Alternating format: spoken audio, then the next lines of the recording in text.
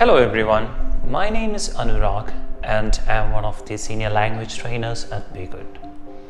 Today I have come up with a very important topic. What if you don't understand a topic or a question during IELTS speaking?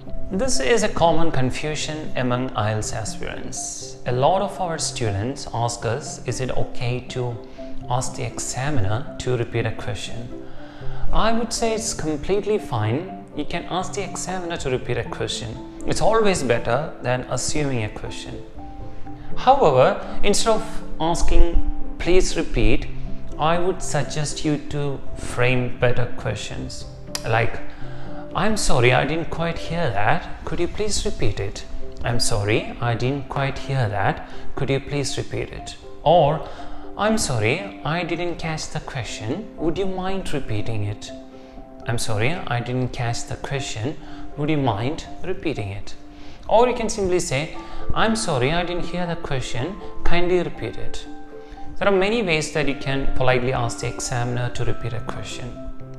So the scenarios which we have discussed just now is when you didn't hear a question. Alright. So let's consider another scenario where you heard the question properly, however, you didn't understand the question. So what do we do in that scenario? I would like to tell you that in part 1 and part 2, the examiner is not allowed to explain a question. Which means in part 1 and part 2, if you didn't understand a question, you can't ask the examiner to rephrase the question. But as I said before, it's completely fine to ask the examiner to repeat the question. He or she can repeat the question but cannot explain the question or rephrase the question. Or let's say in part 2, when you got a cue card, you didn't understand a particular word. You cannot ask the examiner the meaning of that word. So rather, when you read the whole sentence, you would get an idea like what this might have meant, so you can answer accordingly.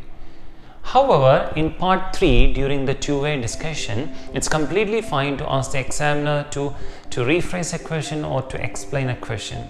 He or she can do that.